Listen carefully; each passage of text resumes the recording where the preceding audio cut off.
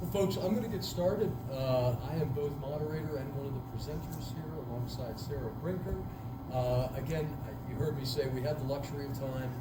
Third panelist has not been able to join us today. So I am so excited to talk to you today about music and teaching. I have a presentation that I've organized. It is not a paper in progress. It is instead experience that I've had that I would like to couch in some theory, right? It could be a paper, and it could be something that you could use in your classroom. What I'd like to do is cover these 5 areas. I will be talking about the Flaming Lips 1997 album, Zaireeka. And I've got a couple copies, I've got the booklets here, take a look afterwards. I want to give you some theory. I'll explain a bit about my teaching. And then, oddly, this presentation happened to focus on 1983. There are some really important moments that happened then. We'll talk a little bit about the Flaming Lips as a band, and then we'll get into this album. And then finally, a small portion of this presentation is how I have used it in the classroom. Just so you know, you see I've got a counter there on 15 slides. Again, we have the luxury of time, and you can follow along to know how far we are. There are 5 slides that you would say that's too many words for a PowerPoint slide. I will read those as soon as they show up. That way, you know that's happening. There is no music and no video in this presentation. Here are my 2 driving research questions. What collective experiences with technology-based art can we have? Collective experiences with technology-based art. Like going to a movie theater? If I'm sitting next to you in the movie theater, I'm not sure that's as collective as I want to get, right? So, I don't know. I wonder what comes to mind for you. And then the second question does come from the booklet from the album Zaireeka. Famously, there were, the lead singer of the Flaming Lips, Wayne Coyne, he was traveling on tour and he heard a radio report about the country of Zaire and that the civilization was breaking down. The name Zaireeka comes from a combination of the name Zaire and the word Eureka. And that is posed in this album's liner notes. What music would you play? If you were a musician, what would you play to an audience whose civilization was breaking down? That's not us, right? That's not us. But it poses a really interesting question, right? Some theory. Man whittles, carves, sings, dances, gestures, molds, draws, and paints. The doing or making is artistic when the perceived result is of such a nature that its qualities are perceived as having controlled the question of production. The act of producing that is directed by intent to produce something that is enjoyed in the immediate experience of perceiving has qualities that a spontaneous or uncontrolled activity does not have. It's a wordy quote, but that spontaneous or uncontrolled activity is critical to our understanding of this work. The artist embodies himself in the attitude of the perceiver while he works. So yes, this is a production by Warner Brothers in 1997. We're going to get there and we'll talk about how that corporation chose to support these artists. But there's something very important about our perception. When I go buy a CD, what do I expect? What is my perception? Especially in 1997. This is John Dewey, and I would recommend all educators refamiliarize yourself with John Dewey and his theories. I think in the next 10 years, the last panel on AI, John Dewey and his theories of education and experience are a great response to how we use AI. John Dewey. You'll get another big John Dewey quote coming. We're up to 1983. 4 important things from 1983. 1, the Flaming Lips. They started as a band. 2 brothers and a couple other guys. The bassist there on the far right stayed with the band until a few years ago. One brother stayed on and the other brother dropped out. And in that same year, the CDP 101, a very, very important piece of technology. I mean, cassette tapes to CDs, if you heard the difference, you understand, right? And it was very expensive, but it would change how we think about music. Are CDs perfect? Are they perfect? We're gonna think about that in a moment. Two other things that were happening in 1983, and I'm drawing from my dissertation here. They might be giants. Two people from New York City. People know they might be giants in the room. Last year here at this conference, I presented on They Might Be Giants children's albums, because I think they are very, very important to understanding how we think about music. In 1983, they decided it was just accordion and guitar, and they set up, at the time there was dial a joke, dial a prayer. They decided this answering machine on their own home phone number would be dial a song, and they would upload new material to that answering machine. You can still call dial a song today. Lastly, in 1983, my dissertation does look at these collective experiences with technology, specifically music, and that dial a song actually fits, right? We can have that collective experience, although you're at home on your phone, and hey, that's way different than if we're going to trade Grateful Dead bootleg tapes by mail, right? That is a very different collective experience and affordable. Well, I guess dial a song is not the most affordable. I'm going to fast forward now to 1995. The Flaming Lips have seen major success. They appear on 90210. Their song She Don't Use Jelly is all the rage in 1993. And, well, that big album went so big that they did a follow-up EP called The Flaming Lips Are Providing Needles for All of Your Balloons. Due to high expectations, the Flaming Lips were providing needles for all of your balloons. They understood that they could only be so good. How could they continue to experiment and make use of the recording studio? Because don't forget, musicians in 1995 are experiencing all kinds of new technology, new instruments, and new ways to record. This photo shows the band members, those without their eyes blacked out. Though the fellow all the way on the right, Ronald Jones, would leave the band suddenly, kind of disappearing. And he was known for his electric guitar. This album from 1995, Clouds Taste Metallic, has hundreds of guitar overdubs on it. He was a force to be reckoned with. Without him in the band, they were challenged by what they should be doing next. We thought this was only going to be like a month or two. It's a break, but it's not a break forever. It was like, we're going to do this until Ronald decides to come back.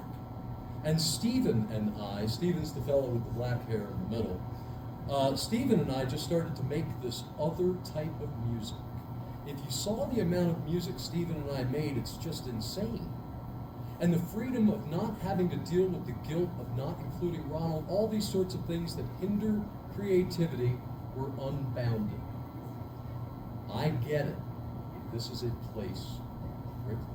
This band was in a place of privilege in 1995 with a major label backing to be able to do what they want. What was that do what they want? Parking lot experiments.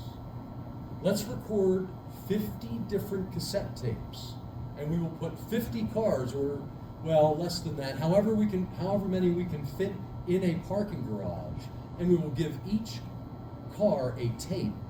And when I say go, through a megaphone, we will all put the tape in our car at the same time. What do you think that sounded like? Right? That's a good question. And here are some images. These are not well documented, these parking lot experiments. And Of course, you can imagine the amount of experimentation the band had going on. In the studio, they're producing all kinds of new sounds meant for tape 30, tape 40. I can't imagine how you would organize such a thing. To their credit, the people at Warner Brothers always absolutely loved what we were doing. They were always like, you guys are what making records is all about. You don't give an F and you do the coolest stuff. And we convinced Warner Brothers, if you let us record Zaireeka, we'll give you 2 records. One of them, we didn't know it yet, is going to be the Soft Bulletin. And one of them is going to be Zaireeka. So we're doing 2 records on a small, small budget that would be really 1 record to them, Warner Brothers. And they're like, okay, do whatever you want, because they're in flux too. This is before we started burning MP3s to our hard drives too, right? Wayne Coyne originally proposed that Zaireeka be 100 compact discs, and then it was 20, and then it was 4. And 4, is that too much? Can you imagine? So to be able to play this album, we need to get 4 complete stereo systems, each with 2 speakers, because each of 4 discs is stereo, and we would put them in the 4 corners of the room, and to be able to listen to this album, I would need to say 1, 2, 3, go, and we would all hit play at the same time. Can we do it? Will 4 CD players play at the same rate? No. CDs are not perfect. Due to fluctuations in all kinds of factors, you'll never hear this album the same way twice. Now the liner notes say you can listen to 1 disc or 2 discs or 3 discs or 4, but that idea that we pull people together is very, very important. Hey, just so you know, that Soft Bulletin album, the one that contained songs that they said these are not suitable for 4 CDs, Rolling Stone called that the best album of the 90s. I would put it above Dark Side of the Moon by Pink Floyd. As far as its relevance to who we are today, I strongly recommend you check out the Soft Bulletin. It's 1 disc. This is Steve Fridman. I will read you his words. He is the producer, the man who pushed all the buttons. We keep hearing all this interactive garbage all the time, people going on about it. Interactive, my butt. Most of the time, you just sit there. It happens, and then it's done. This is interactive. It's up to you to make it sound good. It's up to you to get it to be in sync or out of sync. It's very difficult for one person to even hear the record. You need to have some people there. It's not something you can passively sit down and do. We hope that more people will get involved in it. You can just get some boom boxes, a couple friends, and have a good time. We wanted to make it so that elements of chance music were built into the whole project. Whereas if you put it on 5.1 or some other basic surround sound system, it'll just be the same way every time. So we wanted there to be a little less control over it. Less control? Have you ever listened to any music that has a degree of less control? The hope is that people will sit there and listen and go, well, it's cool if I start this one 10 seconds later than the other one or something. Pitchfork gave it 0 out of 10. Horrible review. Horrible review. Said they might as well release it on 4 8-tracks. Nobody cares about that. The band, despite that, toured in support of the album Zaireeka, but with different material and in a different frame. Boombox experiments. So you would go to the venue and 40 of us would be given a boombox, and we would be conducted to turn the volume up and down in the boombox. Good idea? I don't know, I wasn't. Now, since the release of Zaireeka in 1997, yeah, immediately you thought, well, wait, can't I take these 4, put them in my computer, line them up, and then I've got my mix? Absolutely. Somebody's already done it. They called it the Defeating the Purpose mix. And I recognized that, hey, if you're a Flaming Lips fan, you might want to hear this material. You You might say, how are you doing a presentation without playing it? I'm not sure playing it, well, we don't have the time, right? And I certainly wouldn't want to put on one disc and say, well, here's a piece. That's not doing it justice. Yes, somebody else has mixed it into 5/1. There's plenty of different remixes you can find online. And then in 2013, was it crass commercialism? Or was it for some other reason that on Record Store Day they released 4 vinyl records? You want to get together and do that? What a party, right? You actually, at the end of every track, you have to lift the needles or press pause on the CD because you want every track to start at the same time. We have to do a countdown at the top of every track. I've done it the other way and you're doomed. The tracks won't even match up. Here are images of where I have put on this album in a collective group. And from the least to the most interesting in 2014 as part of a PhD in interdisciplinary studies program. Hey, because maybe that's the real key word here, is interdisciplinary. When you put this on for students, what is the context for it? Is it language arts? I didn't even touch the lyrics or the content of the album, did I? Simply the technology draws us to a different place than we were expecting to be.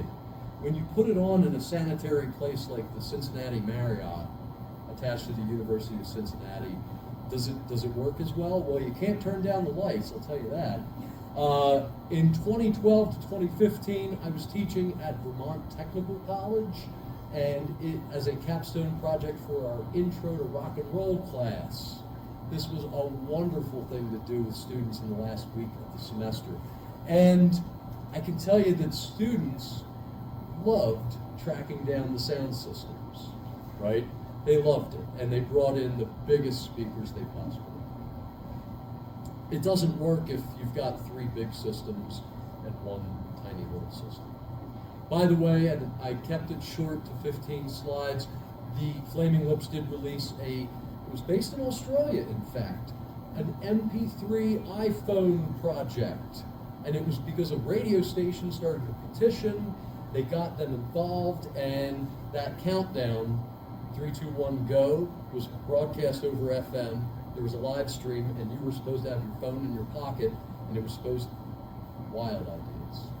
Finally, in 2003, I said from least to most interesting, that is the Haybarn Theater at Goddard College in Plainfield, Vermont. Another institution, unfortunately, no longer in existence, but dedicated to higher education on the philosophies of John Dewey. Did I say John Dewey? He's going to make a comeback. Can you imagine what it sounded like in that former Haybarn turned theater where some people were so motivated, this was an MFA in interdisciplinary arts program, to get the speakers up on those rafters, because you need one up and wild ideas. There's no wrong way to listen to this album. I'll go that far. There's no wrong way. Penultimate slide. A work of art elicits and accentuates this quality of being a whole and of belonging to the larger all-inclusive whole, which is the universe in which we live. We are, as it were, through art, introduced into a world beyond this world, which is nevertheless the deeper reality of the world in which we live in our ordinary experiences. We are carried out beyond ourselves to find ourselves. It's a photo of Wayne Coyne, lead singer of the Flaming Lips. Once he discovered he could roll in a giant bubble across the crowd, he hasn't stopped. There's my contact info. Please do reach out via email if you'd like more information, want to talk about these ideas, and some resources. We'll do questions at the end. Thank you. Thank you.